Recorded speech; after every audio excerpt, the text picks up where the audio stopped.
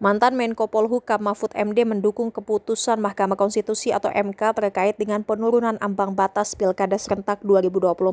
Mahfud MD menyebut bahwa keputusan MK yang menurunkan ambang batas bisa mencegah permainan kotor untuk melawan kota kosong di Pilkada serentak 2024. Pernyataan Mahfud MD itu disampaikan sesaat putusan penurunan ambang batas Pilkada diumumkan oleh MK pada Selasa 20 Agustus seperti dimuat Facebook tribunnews.com.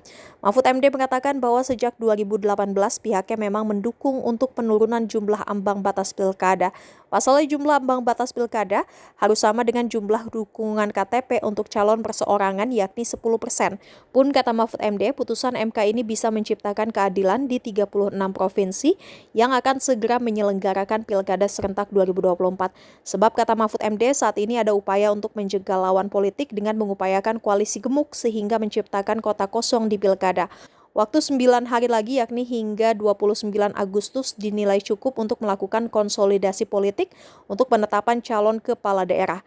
Mahfud memastikan KPU harus segera membuat peraturan KPU yang sejalan dengan keputusan MK saat ini juga. Sebab keputusan MK tersebut langsung berlaku untuk Pilkada serentak 2024. Mahfud mengingatkan bahwa putusan MK nilainya setara dengan undang-undang sehingga KPU harus segera menyiapkan PKPU yang baru. Tanya Pak, siapa yang mau tanya? Pak, soal putusan MK hari ini, salah satunya kan yang soal pencalonan itu tidak lagi berdasarkan kursi yang 20% itu. Bagaimana melihatnya Pak? Ya menurut saya bagus, lebih demokratis. Dulu tahun 2018 saya sudah bicara itu di DPR ketika dengar pendapat ya masalah threshold yang tidak adil itu supaya disesuaikanlah dengan prinsip keadilan. Karena pertama dulu saya bicara threshold untuk presiden, lalu yang kedua saya bicara untuk pilkada itu kalau memang calon perseorangan itu boleh 6% misalnya ya, atau boleh 10%, maka partai politik dan gabungannya juga boleh dong 10% karena dia lebih real, sedangkan yang 10% perorangan ini terkadang enggak jelas juga, dia sudah milih parpol jadi menyerahkan KTP-nya ke orang kan jadi rancu. Oleh sebab itu menurut saya parpol itu disejajarkan dengan calon perorangan persyaratannya, dan ini yang dulu sudah pernah saya katakan karena itu tidak akan pernah menciptakan keadilan. Oleh sebab itu saya kira ini keputusan yang bagus dan KPU harus segera melaksanakan ini, dan ini terjadi di lebih dari 36 pilkada yang juga akan menghadapi masalah yang sama dengan Jakarta, akan dihadapkan dengan kota kosong atau dengan calon boneka. Nah, dengan adanya ini akan menjadi lebih adil dan lebih baik sehingga masyarakat yang di daerah itu supaya tenang, masih ada waktu 9 hari lagi ya untuk menyiapkan segala sesuatu, dan supaya diingat bahwa putusan Mahkamah Konstitusi itu berlaku sejak Palu diketok. Tadi jam berapa tuh? 9:51 gitu ya, sejak itu juga itu harus dilakukan. Berarti untuk pilkada tahun ini itu Pak, bukan 2020. Oh iya, tahun ini kan sudah dijemput bahwa pemilu yang terakhir sekian kan bisa. Pemilu sebelumnya tuh kan ini pemilu yang sekarang. Di dalam arti undang-undang pemilu yang sekarang ini. Oleh sebab itu harus dilaksanakan dengan sebaik-baiknya. Kalau soal melihat dengan adanya putusan MK tadi pagi ini adalah peluang untuk meminimalisir kota kosong yang dari kemarin sudah dibahas sama masyarakat, begitu Pak? Iya, peluang untuk meminimalisir ketidakadilan dan permainan curang, perbuatan melawan hukum tapi perbuatan melawan moral, melawan mala inse. Jadi ya sekarang saya kira KPU udah tahu, semuanya udah dengar, dan menurut saya tidak boleh ada alasan saya belum mendapat putusan MK. Putusan MK itu langsung diberikan begitu Palu diketok, langsung diserahkan hari itu juga. Nggak bisa beralasan, wow saya belum nerima apa putusannya, tadi udah disuruh bawa pulang. Itu aturan. Cukup?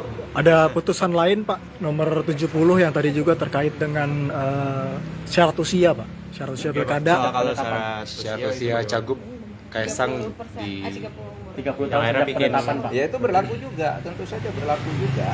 Kan putusan MK berlaku sejak diucapkan, dan putusan MK itu kedudukannya lebih tinggi dari peraturan KPU, lebih tinggi dari peraturan pemerintah, sekalipun putusan MK itu adalah undang-undang, negatif legislature ya.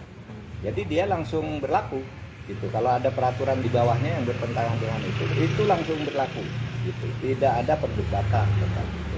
Walaupun sebelumnya sudah diputus oleh MA usia itu 30 pada saat dilantik. MA itu kan memutus KPU. Ya, memutus peraturan KPU, ya kan? Sedangkan MK memutus undang-undang. Lebih tinggi undang-undang kan? Memutus bahwa undang-undangnya begini. Nah, peraturan KPU itu harus ikut yang undang-undang. Yang undang-undang itu ya putusan MK itu. Kalau putusan MA itu hanya memutus KPU. Jadi putusan MK itu menganulir putusan MA yang sebelumnya ya Pak? Teranulir dengan sendirinya mestinya. Pak, dengan putusan MK ini berarti PDIP bisa nyalon terutama di Pilkada DKI Jakarta yang sedang dibahas rumah pola kosong juga. Ya bukan hanya PDIP, saya bukan anggota PDIP jadi saya tidak tahu. Tetapi itu berlaku bagi semuanya, bukan hanya PDIP. Semua partai yang sekarang sudah terlanjur bergabung pun di KIM misalnya, KIM Plus itu, loh saya kalau tidak bergabung dapat sendiri nih, bisa. Ini kan belum pendaftaran. Ya, itu kan belum pendaftaran. Jadi masih ada kemungkinan 12 partai yang kemarin bergabung itu keluar dari Secara teoritis boleh. Kalau kemungkinan saya tidak tahu kan political trade-off-nya kita tidak tahu ya. Ada yang sudah diikat macam-macam. Tapi secara teoritis, secara hukum boleh kalau sekarang misalnya ada yang mau keluar di antara partai-partai yang di bawah 20% lalu bergabung sendiri, itu sangat bisa berdasar putusan MK sekarang. Pak Mahfud ini Kan belum daftar juga kan mereka. Yep. Ini kan baru kontra politik. Pendaftarannya nanti tanggal 27. Jadi sebelum tanggal 27 itu bisa membubarkan diri dan membuat koalisi baru. Pak Mahfud ini kan dinamika politik menjelang pendaftaran tanggal 27 banyak banget nih terjadinya kan. Nah, apakah Pak Mahfud membuka opsi untuk juga turun di pilkada gitu atau mungkin ke Jakarta? Enggak lah. Enggak terpikir sedikit pun oleh saya. Terus satu lagi Pak, soal SP3 kasus pencabutan KTP ini Pak oleh Polda Metro Jaya itu gimana Pak tanggapannya Pak? Jadi begini ya. Oke lah. Polda Metro Jaya sudah mengumumkan itu kasus spesialis pemilu sehingga harus diputuskan dulu oleh Bawaslu. Kalau memang mau itu ya gampang aja, Bawaslu segera buktikan bahwa memang ada pelanggaran dan itu harus dibatalkan, dan sesudah itu pidananya disalurkan, ya kan?